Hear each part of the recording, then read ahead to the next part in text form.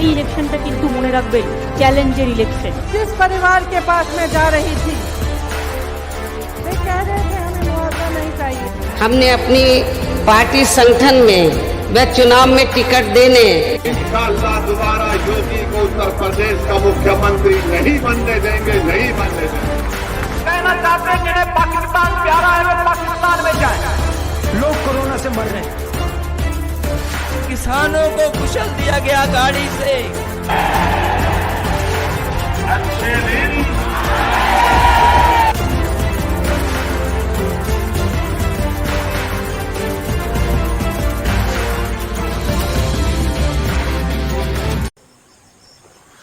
नाज़रीन आदाब, आप देख रहे हैं द लोकल जर्नलिस्ट और मैं हूं आपका होस्ट मोहम्मद इकबाल हबीब। और जैसे कि आप जानते हैं द लोकल जर्नलिस्ट की टीम मौजूद है उत्तर प्रदेश में। चुनाव आने वाला है 2022 में और इसी सिलसिले में द लोकल जर्नलिस्ट की टीम उत्तर प्रदेश आई है। तो नाज़रीन आज हमारे मेहमान हैं चलते चलते में जनाब मोहम्मद यूनुस सलीम साहब उर्फ बाबू खान जी, जो कि बाबू खान के नाम से मशहूर हैं उत्तर प्रदेश गाजीपुर में कैसरगंज विधानसभा। ये निर्दलीय 2012 में भी इलेक्शन लड़ चुके हैं और इनके जो वालिद हैं 2007 में बीएसपी के विधायक रह चुके हैं। आइए बिना वक्त ज़ाया किए बाबू खान साहब से ख़ास मुलाकात में बातचीत करते हैं चलते चलते में। Sir welcome to the local journalist. जी। और सर बताइए सर, चुनाव का माहौल है, किस तरीके की तैयारी चल रही है आप लोगों की? अब 2011 में बीएसपी से हमारा टिकट चुनाव करीब 2 महीने बचे, बीएसपी ने मेरा टिकट काट दिया। फिर 2012 में मैं निर्दलीय लड़ गया, लमसम 25,000 वोट हमको मिले। और कैसरगंज विधानसभा भी जो है माननीय राष्ट्रीय अध्यक्ष अखिलेश यादव जी से जो है टिकट के लिए मिले और उनसे कहा, उन्होंने मुझे आश्वासन दिया। मैं अपना बायोडाटा दिया कि हमारे परिवार में राजनीति रही, मेरे फादर 18,500 वोट से जीते जो है। और 2002 से आज तक 4 बार समाजवादी पार्टी प्रत्याशी जिसको उतारे वो आज तक चुनाव नहीं जीत पाया है। जबकि वहाँ पर यादव समाज कुल 45,000 वोटर है और मुस्लिम 1,60,000 तकरीबन में वोटर है वहाँ पे जो है। तो वहाँ पर नुमाइंदगी जो है मुस्लिम को करनी चाहिए जो है। और हमारी बात उन्हें सुनी है। अब देखिए क्या भविष्य में होता है। उम्मीद लगाए बैठे हैं कि पहली बार इस बार विधानसभा में मुस्लिम प्रत्याशी होना चाहिए। जब से समाजवादी पार्टी हुई तब से वहाँ पर कैसरगंज विधानसभा में अभी तक मुस्लिम प्रत्याशी नहीं बनाया गया है। इस बार आस लगाकर बैठे हैं कि शायद मुस्लिम प्रत्याशी में मुझे टिकट मिल जाए, क्योंकि मेरे फादर वहाँ से एमएलए रह चुके हैं। मैं भी 2012 में चुनाव लड़ चुका हूँ, निर्दलीय में मैंने 25,000 वोट पाए जो है। इस उम्मीद से लगे हुए हैं। हमेशा समाजवादी पार्टी का साथ दिया, माननीय राष्ट्रीय अध्यक्ष जी के कहने से साथ दिया, चाहे वो लोकसभा चुनाव हो, चाहे वो एमएलसी का चुनाव हो, चाहे इधर 2017 का विधानसभा का चुनाव हो। जबकि हमारे रामतेज यादव हमसे प्रतिद्वंदी हमारे रहे 2012 में, उसके बाद 2017 में मैंने उनका सपोर्ट किया कि चलिए हम लोग को भी इस बार आगे आकर के 2022 में मौका मिलेगा। इस उम्मीद से लगे हुए हैं। राष्ट्रीय अध्यक्ष से हम 2 बार मुलाकात कर चुके हैं। अब देखिए फिर क्या होता है। आश्वासन दिया है, बाकी ये क्या होता है, मांगने की दौड़ ज़्यादा है उसमें। सर ये जो उत्तर प्रदेश में जो चुनाव होती है, क्या क्या फैक्टर्स रहती है आपके हिसाब से? क्योंकि आप काफ़ी दिनों से सोशल काम से भी जुड़े हुए हैं लोगों से और आपके पिताजी भी जो हैं जो कि विधायक रह चुके हैं। जी। चलते चलते बात करते हैं। अब ऐसा है कि विकास, अब अखिलेश यादव जी से ज़्यादा विकास कोई नहीं किया, लेकिन रिजल्ट सामने है कि देखिए भारतीय जनता पार्टी कितनी बड़ी पार्टी बन के उभरी। तो विकास, जबकि मुद्दा होना चाहिए कि जो विकास कर रहा है उसका लोग सपोर्ट करें, उसका साथ दें, लेकिन जो चुनाव का रिजल्ट आया वो अप्रत्याशित था जो है। बड़ा झटका लगा, सभी को लगा जो है कि इतना बड़ा अप्रत्याशित रिजल्ट कैसे आया जो है। तो इससे मालूम हुआ, लोग बता रहे हैं कि ईवीएम की चोरी, ये कुछ नहीं है। जब चुनाव आता है तो लोग उसको एक नफरती चुनाव में बदलते हैं, जिसमें एक बंटवारा होता है, उसमें एक को फ़ायदा मिलता है और बाकी उसमें विकास का मुद्दा ख़त्म हो जा रहा है जो है। तो यही वजह है और कोई वजह नहीं है जो है। भारतीय जनता पार्टी आज भी वही काम कर रही है, कल भी की थी जो है। अब देखिए आने वाले उसमें क्या चलता है, उसका क्या नहीं चलता है, क्योंकि अब स्टेटमेंट आना शुरू हो गए हैं नेताओं के कि क्या मंदिर जिसने गोली चलवाई उसको वोट दोगे कि जिसने मंदिर बनवाया उसको वोट दोगे जो है। तो इस तरीके से बयान होते हैं। तो आदमी कहीं हम लोग हिंदू मुस्लिम एक साथ रह करके जो है, यादव मुस्लिम हर जात, हमारे ही ग्राम सभा कस्बा में लीजिए जो है कि वहाँ पर हर जात के लोग, हर किस्म के लोग वहाँ हर लोग हैं। हर जात धर्म के लोग हैं, लेकिन हम लोग आपसी भाईचारा बनाए हैं, हर एक दूसरे के सुख दुख में काम आते हैं। लेकिन जब चुनाव आता है एक दूसरे से बटे हुए नजर आते हैं। ऐसा क्यों हो जाता है कुछ समझ नहीं मिलता है कि चुनाव के मौके क्यों होता है। जैसे चुनाव खत्म होगा फिर एक दूसरे के लोग हमदर्द हो जाएंगे, दोस्त हो जाना चाहिए। हमारा वोट वहाँ पर 1,60,000 है और जिस बिरादरी को दे रहे हैं उसका वोट 45,000 है। तो कहीं ना कहीं से बात खड़ी होती है कि फिर क्या है। अभी तक आज तक समाजवादी पार्टी वहाँ पर जो है किसी को जो है नहीं दिए है टिकट, मुस्लिम में नहीं दिया है जो है। तो बड़ी उम्मीद है इस बार। एक चीज़ देखा जाता है बीजेपी का जो एक टैक्ट वोट है, जो उनका जो जमा हुआ वोट है 30-35% के करीब। क्या लगता है कि समाजवादी पार्टी की तरफ से कैंडिडेट रहते हैं, बीएसपी, कांग्रेस, अभी तो फिलहाल फील्ड पर एमआईएम भी आ गए, लास्ट टाइम भी एमआईएम थे, तो इन सब चीज़ों का क्या वोट बंटवारा नहीं होता, स्प्लिट होता है, क्या ऐसा लगता है आपको? हाँ, जब छोटी छोटी पार्टियां जब आएंगी सामने तो वोट बंटवारा होगा। लेकिन ये चुनाव इस बार जो 2022 का होने वाला है इसमें बंटवारे की बहुत ज़्यादा इसमें होने की संभावना कम है। वजह ये है लेकिन प्रत्याशी सही होना चाहिए। अब प्रत्याशी फैसला समाजवादी पार्टी के किसी और को उतार रहे हैं, वो बाहरी पड़ जा रहा है या पिछले ही वाला है, तो चुनाव फिर मामला हो जाएगा, फिर बीजेपी को उसमें चला जाएगा। सही प्रत्याशी अगर टिकट पाया जा रहा है तो फिर चुनाव समाजवादी फिर कोई बंटवारा नहीं कर पाएगा। क्योंकि हम लोग, हमारे फादर जो है पिछले बार 2007 का चुनाव हुआ था उसमें हमारा हुजूरपुर ब्लॉक जुड़ा हुआ था, जहां पर आज तक समाजवादी पार्टी वहां चुनाव नहीं जीत पाई है। हुजूरपुर ब्लॉक से जो परसिमन में वो कट गया, वो पयागपुर विधानसभा में चला गया जी। तो 2007 में जो हुजूरपुर ब्लॉक जो पड़ा था उस ब्लॉक से हमारे फादर 9,000 वोट से लीड लिए थे जो है, जबकि वहां से समाजवादी पार्टी नहीं थी। वहां के सारे ब्राह्मण, जितना भी जो है क्षत्रिय, इस टाइप का जितना वोटर था, जितना बैकवर्ड हिंदू समाज का वोट था, चाहे लोनिया, गोड़िया, चाय, मल्ला, भर हम लोग के साथ में थी जो है। तो हम लोग एक समाज में ये हमारे लोग की एक छवि है कि हम लोग सबको साथ में लेकर चलने वाले हैं। किसी को कभी आज तक जात धर्म की नज़र से हम लोगों ने नहीं देखा जो है। शायद यही वजह है कि तमाम लोग आपके साथ हमारे साथ में जुड़े हैं और वो चाह रहे हैं हमारे लिए। कोई रोजा मान रहा है, कोई कुछ कह रहा है, कोई कुछ कर रहा है कि आप टिकट ले आओ तो आपको कुछ क्षेत्र में जोड़ने की जरूरत नहीं है, चुनाव आपका जीता रखा हुआ है। लेकिन उसी आस में हम लगाए बैठे हैं कि शायद राष्ट्रीय अध्यक्ष जी इस बार मुस्लिम को अपना वहाँ पर जो है जनप्रतिनिधि बनाए कि आप वहाँ की अगुवाकारी करें, वहाँ पर आप चुनाव जीतें। आपको अगर टिकट मिलती है और अगर आप जीत जाते हैं तो आप अपने क्षेत्र में क्या क्या चीज़ों को लेकर के काम करेंगे, क्या एजेंडा रहेगा आपको? हमारे क्षेत्र में सबसे बड़ी समस्या वहाँ पर जो विकास में रही है कि जो रास्ते थे कभी किसी ने कोई काम नहीं कराया, चाहे जितने भी किसी भी पार्टी के अगर जो है वहाँ पर सांसद भी रहे, जो काम हमने वहाँ का पुल बनवा दिया, बबरूहिया का पुल बनवाया हमारे वाली साहब ने, पैना घाट का बहुत बड़ा पुल बनाया, जिसके नाम पर लोग वोट लेते और सांसद बन जाते थे जो है। उस वोट को उस जो है पुल को बनवा कर जबकि वो मेरा क्षेत्र हुजूरपुर कट चुका था। इसके बाद 3 बड़े बड़े पुल दिए, तमाम गाँव को मैंने रोड से इंटरलॉकिंग से सीसी रोड से जोड़ दिया। जो हमको लोगों नल में हर घर पे नल, हर गांव में 10-20 नल पहुंचाने की कोशिश की, पहुंचाया गया। तमाम तरह के का मामला किया गया, सौहार्द बनाए रखा गया जो है। यही सब रही। बिजली की जो समस्या थी उसको जो है दूर किया गया। यही सब थे। स्वास्थ्य व्यवस्था किस तरीके से रहेगा? क्योंकि जैसे कि अभी कोविड गया हाल ही में, जो दूसरी लहर जो आई थी भारत में, उत्तर प्रदेश जो कि बहुत ही प्रभावित रहा कोविड से, बेड नहीं मिल रहे थे, ऑक्सीजन की कमी से बहुत सारे लोग मारे जा रहे थे और कई सारे जो हिंदू बरादरी के जो लोग थे उनके भी चाहे कि अंतिम संस्कार की जगह लाशों को दरिया में बहा दिया गया था। तो क्या लगता है इन सब चीज़ों पर काम, और आपको क्या लगता है कि ये सब फैक्टर रहेगी इस चुनाव में बीजेपी के खिलाफ?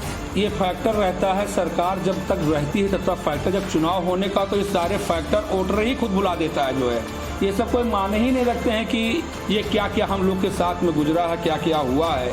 हमारे वालिद साहब थे जरवल ब्लॉक में एक केवल हॉस्पिटल था जो है जी, तो उन्होंने मुस्तफाबाद में एक बहुत बड़ा जो है पीएचसी हॉस्पिटल दिया जो है।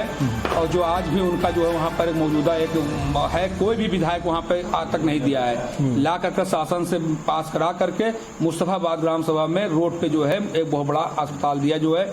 हम लोग की जितनी कई और छोटे अस्पताल, जरवल रोड में हम लोगों ने एक अस्पताल दिया जो है। इस तरीके से कई अस्पताल, कई जरूरतें लोगों की जो है, जो बुनियादी चीज थी उसको हम लोगों ने पूरी की जो है।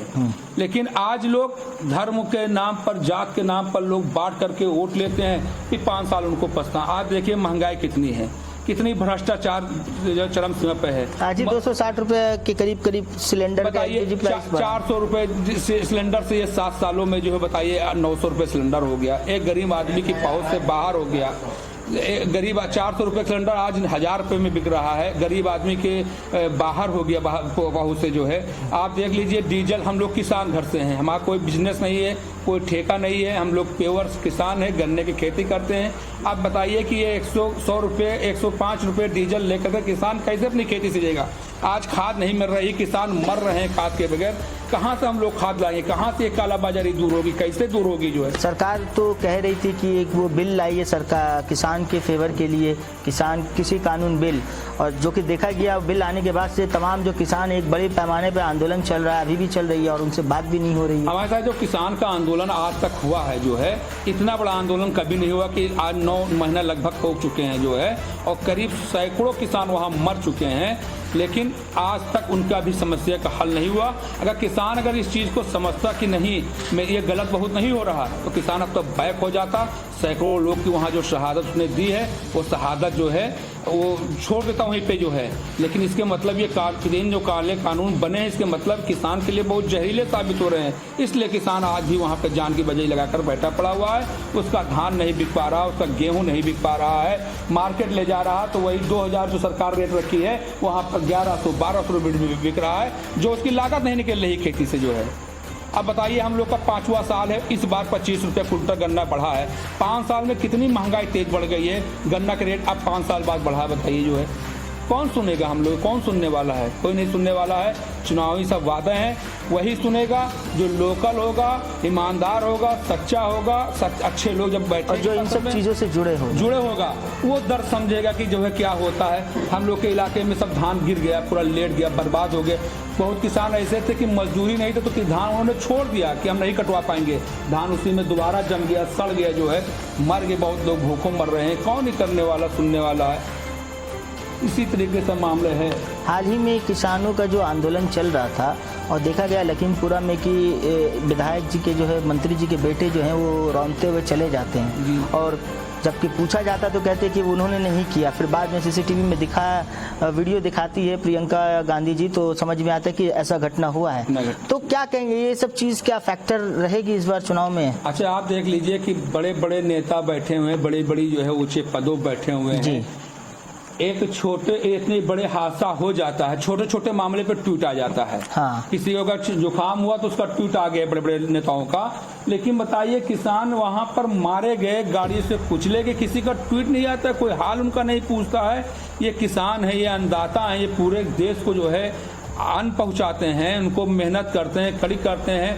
वो उसी अन्न को हम बैठकर एसी के रूम में खाते हैं, वो वहीं पर जो है खेतों में बैठ करके जो है धूप में खाते हैं जो है। तो हम तुम्हारे लिए इतनी कड़ी मेहनत करें और तुम हमारे लिए इस तरीके से कोई मामले नहीं जो है। क्या लगता है आपको कि जो मौजूदा सरकार है उनकी नीति को देखकर क्या लगता है कि अगर उनके बातों से कोई अगर सहमत नहीं होगा तो उन्हें इसी तरीके से रौंद दिया जाएगा क्या? तो यही ना उनकी नीयत साफ है, ना उनकी नीयत साफ है जो है, स्पष्ट है। ज़्यादा अब तो बोलने वाला भी नहीं रह गया है। छोटी छोटी बातों से 2 देश खेल रहे हैं। अगर उसमें जो है 2 देश नहीं होना चाहिए। हम हिंदुस्तानी हैं, हम भारतवासी हैं, हमारी पहचान कोई किसी की मोहताज नहीं है कि हमारी राष्ट्रभक्ति कैसे पूछी जाए। जब इस देश को जरूरत पड़ी है तो मुसलमान कभी पीठ पे गोली नहीं खाया, सीने पे खाया है। आज भी हम लोग खड़े हैं, जब चाहे सरकार आजमाए कि इसमें इस देश के ऊपर कितने लोग जान देना चाहते हैं, उसमें हम लोग पहले आकर बढ़कर आएंगे। लेकिन हम ये पूछना चाहते हैं कि ये दंगा में केवल किसान, मजदूर, गरीब क्यों मारा जाता है? ये बड़े नेताओं के बेटे, बड़े साहबजादों के बेटे क्यों नहीं दंगे मारे जाते हैं? गरीब क्यों मारा जाता है? केवल कमज़ोर क्यों मारा जाता है? ये कुछ नहीं है। जो भी हुकूमतें आती हैं, कोई यही एक सरकार नहीं है, सब लाश की राजनीति करते हैं। कोई मरे या न मरे, सैकड़ों मरे या 1000 मरे, उनकी कुर्सी बची रहनी चाहिए। यही तब शुरू से होता आ रहा है, ये आज भी हो रहा है। कोई व्यवस्था ये बदली नहीं है। ये व्यवस्था जब जनता चाहेगी कि हमको अब चुनना है तो ईमानदार चुनना है, नहीं तो हमको इसका चुनाव को बहिष्कार करना है, तभी इस देश का भला हो पाएगा जो है। बाबू खान साहब, एक चीज़ और देखा जाता है कि सरकार दावे कर रही है कि उत्तर प्रदेश जो है 0 क्राइम फ्री मुक्त उत्तर प्रदेश। आप इस दावे को किस तरीके से देखते हैं? अब तमाम घटने देख ले आ रहे हैं, हो रहे हैं। जब यहाँ की जो है उन्नाव जैसी घटनाएं, जब उन्नाव है, हाथरस है, यहाँ जब पुलिस खुद नहीं महफूज है, मारी जा रही है, मार दी जा रही है जो है। एक अभी आप इंस्पेक्टर मारे गए आपके जो है, तमाम इस तरीके से हादसे हुए। अभी फिलहाल ही में हुआ ये अयोध्या में हुआ एक मामला, एक बैंक की जो मैनेजर थी उन्होंने खुदकुशी कर लिया। तो इस तरीके से तमाम हादसे हो रहे हैं। तो कहाँ मतलब ये रुकने वाला तभी है जब हमको भी बदलना होगा, इस देश की जनता को बदलना होगा। अच्छे लोग जब राजनीति में आएंगे, जो देश में नफरत बांटे, जब उनका बहिष्कार किया जाएगा तब जाकर कर जो है कुछ मामला ठीक होगा जो है। एक चीज़ देखा गया है कि जो नेता जो आ रहे हैं असेंबलीज में, कई सारों का जो है ज़्यादा से ज़्यादा देखा जा रहा है बैकग्राउंड जो क्रिमिनल बैकग्राउंड से, बहुत बड़ी बड़ी धाराओं में उनका नाम है, उसके बावजूद भी उन्हें टिकट मिल जाता है। क्या लगता है आपको, ऐसा होना चाहिए? साफ छवि वालों को क्यों नहीं मिलता? अब साफ पार्टी में सारी पार्टियां 19-20 करके कम बेस हैं। अब राष्ट्रीय अध्यक्ष अखिलेश यादव ने पिछले बार चुनाव में माफियाओं को रोक दिया कि नहीं भाई, हम दागी लोग को नहीं लेंगे, और तमाम दागी जो है और पार्टियों में गए। तो इससे साफ ये कि इनके बगैर लग रहा कि अब सरकार चल ही नहीं पाएगी जो है। इस तरीके से लोग ले रहे हैं। अभी सारी पार्टी का अगर अपराध उठाया जाए तो हर पार्टी में 75% दागी मिलेंगे। ईमानदार लोगों को वहीं पे ये नहीं, मामले ही नहीं है। तो अब उसमें क्या है, उन्हीं के बल पर समझिए चल रहा है। वो पार्टी फंड करते हैं या उनको लग रहा है कि ये ताकत में है जो है। कोई जो ईमानदार वो बढ़ना चाह रहा है उसको लोग रोक दे रहे हैं, उसको वहाँ तक नहीं पहुँचने दे रहे हैं। अब हम लोग के बारे में अगर क्षेत्र में पूरा भ्रमण किया जाए, पूछा जाए कि ये कैसे रहेंगे हर जात धर्म में, ये नहीं कि और मुस्लिम यादों में, दलित में पूछा जाए, क्षत्रिय समाज में पूछा जाए, ब्राह्मण समाज में पूछा जाए, और तमाम बैकवर्ड की जातियां हैं जो उनसे पूछा जाए जो है कि क्या भाई इसमें जो प्रत्याशी अगर हैं इसमें बेटर देन कौन रहेगा, तो बताएंगे कि हाँ भाई नहीं ये ठीक है, इनका कार्यकाल देखा गया है जो है। लेकिन कहाँ ऐसा कौन है जो वहाँ पे पहुँच रखता है वो टिकट ले आता है, जो नहीं पहुँच रखता वो बच जाता है जो है। यही चीज़ है। और एक चीज़ देखा जाता है, जो बहुत सारे जो है एलिगेशंस लगते हैं, बीजेपी लगाती है समाजवादी पार्टी के ऊपर, बीएसपी के ऊपर, कि वो मुस्लिम तुष्टीकरण की राजनीति करती है। आपको क्या लगता है कि ऐसा राजनीति करती है वो? अब देख लीजिए, अब सामने ही अभी आज ही मैं न्यूज़ देख रहा था कि उसमें चल रहा है कि वो कह रहे हैं आपके क्या नाम है, केशव प्रसाद मौर्य, कि अखिलेश यादव समाजवादी नहीं है, नमाजवादी हैं। अब ये नफरत शुरू हो गया है। अब बताइए, उनका धर्म अलग है, उनकी जात अलग है। वो जो है दर्शन करने के लिए, परिवार के लिए जो है अयोध्या जाने की बात कहें, वो बगैर सुबह पूजा घर लेके घर से निकलते नहीं हैं। उनका अलग धर्म है। मैं नमाज पढ़ता हूँ, मैं रोज़ा रखता हूँ, दाढ़ी रखा हूँ, मेरा अलग धर्म है। लेकिन हम जो है ये थोड़े कह रहे हैं कि वो मेरे धर्म में शामिल है, वो मुझे कहेंगे अपने। लेकिन ये चुनाव का एक मामला है कि इस वक्त ऐसी बोली जाए। अभी आज ही देखा ना कि वो समाजवादी नहीं नमाजवादी हैं, इस तरीके से प्रोग्राम चल रहे हैं, तो आदमी उसी में डिस्टर्ब होता है।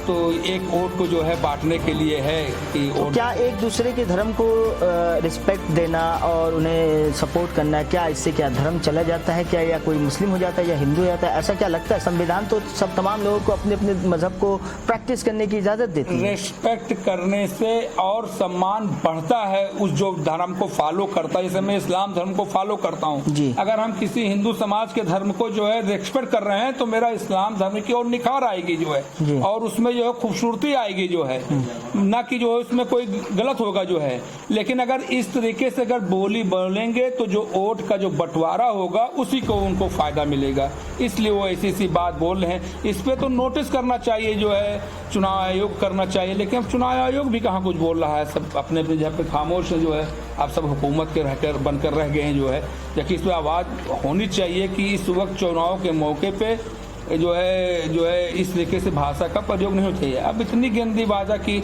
अब अखिलेश यादव मानने वाले श्री राम जी को जो है, और वो जो है बता रहे हैं नमाजवादी। अब ये क्या एक धर्म को टारगेट करके और जो 80% वाले जात में जो है उनको बंटवारा करके फिर से कुर्सी हासिल करना चाहता है। ऐसी राजनीति मेरे समझ से नहीं होना चाहिए। मुझे टिकट मिले ना मिले, लेकिन जो सच बात उसको मैं कहूँगा। जो आप समाजवादी के लिए कोशिश कर रहे हैं, MIM क्यों नहीं? असदुद्दीन ओवैसी फुल जोर शोर से फील्ड पर उतरे हुए हैं और कहते भी हैं कि मुस्लिम नुमाइंदे को वो सपोर्ट करना चाहते हैं। MIM क्यों नहीं? देखिए, ऐसा कि AIM एक जात धर्म से कोई राजनीति नहीं कर सकता है। जैसे अखिलेश यादव जी, मुलायम सिंह यादव जी सरकार बनाए, एक बार राष्ट्रीय अध्यक्ष श्री अखिलेश यादव जी रहे, 3 बार माननीय मुलायम सिंह यादव जी रहे, तो वो मुस्लिम यादव के वोट से जो है सरकार बना पाए। एक मुस्लिम के वोट से AIM कभी भी सरकार यहाँ नहीं बना सकती है। तो इसका कोई मतलब नहीं, अगर हम 100 वोट का नुकसान, 100 सीटों का नुकसान कर दें, 5 सीट मिल जाए, तो ये हम समझ रहे हैं कहीं कि वो बड़ी बहादुरी नहीं है कि 5 सीट हम जीत रहे हैं और 100 वोट सीट का नुकसान कर दिए, उसी में देखिए भाजपा आ गई जो है। तो इस तरीके से मैं समझता हूँ कि बेटर दिन नहीं है।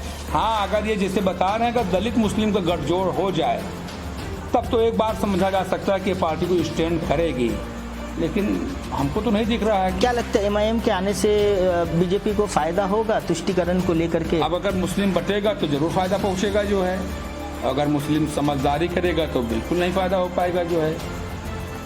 बंगाल का चुनाव क्या उत्तर प्रदेश के चुनाव को एक रास्ता दिखा सकता है, आपको क्या लगता है? बिल्कुल इस बार दिखाएगा चुनाव। वहाँ का चुनाव एक बहुत बड़ी नज़ीर है और नज़ीर उत्तर प्रदेश पेश करेगा जो है, और यहाँ का मामला की बार बदलेगा। और बाकी बीजेपी तो दावा कर रही है कि इस बार 300 से ज़्यादा सीटें लाएंगी। हाँ, दावा तो कर रही है। तो माननीय राष्ट्रीय अध्यक्ष अखिलेश यादव जी 400 सीट का दावा कर रहे हैं। दावा नहीं है, वो तो जनता बताएगी, जनता के हिसाब से जो खरा उतरेगा उसी के वो कुर्सी मुख्यमंत्री पद की होगी जो है। हाँ, उत्तर प्रदेश की जनता से आप क्या अपील करना चाहेंगे? हम यही अपील करना चाहते हैं कि नेता ईमानदार चुने, जो सच्चा हो, सही हो, उस आदमी को जो है चुनाव करें जो आपके मौके पर मिल जाए।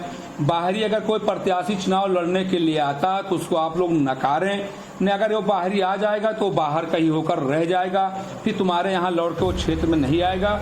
आप लोग अपने ही लोकल नेता का चुनाव करें जिसके बारे में आपको जानकारी है कि हमारे मौके पर ये काम करेगा, विकास करेगा, स्वास्थ्य सेवाएं देगा, शिक्षा के लिए कहेगा, थाने की व्यवस्था सही रखेगा, तहसील की व्यवस्था सही रखेगा, ये चलाएगा जो है हमारा जो है विधानसभा जो है। तो ऐसे नेताओं को जो है उनको चुनना करना चाहिए। बहुत बहुत शुक्रिया यूनुस खान साहब, बाबू खान साहब हमारे साथ जुड़ने के लिए। तो नाजरीन, आप देख रहे थे हमारे साथ इस वक्त चलते चलते ख़ास मुलाकात में मौजूद थे मोहम्मद यूनुस सलीम साहब उर्फ बाबू खान जी, जिन्होंने हमारी तमाम ही सवालों का बड़ी ही बेबाकी से जवाब दिया। आप देखते रहें द लोकल जर्नलिस्ट, दोबारा लौटेगी द लोकल जर्नलिस्ट की टीम उत्तर प्रदेश में किसी और मेहमान के साथ। बने रहे हमारे साथ और देखते रहे द लोकल जर्नलिस्ट। बहुत बहुत शुक्रिया, धन्यवाद।